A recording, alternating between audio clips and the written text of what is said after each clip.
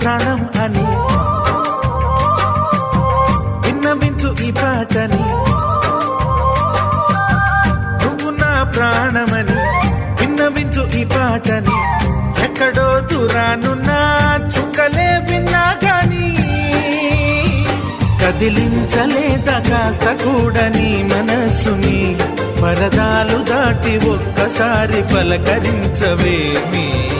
అందరినీ ఇలా వెంటపడి అడగాల సరదాగా నువ్వే ఎదురైతే సరిపోదా. నిద్రపోతున్న రాత్రి నడిగా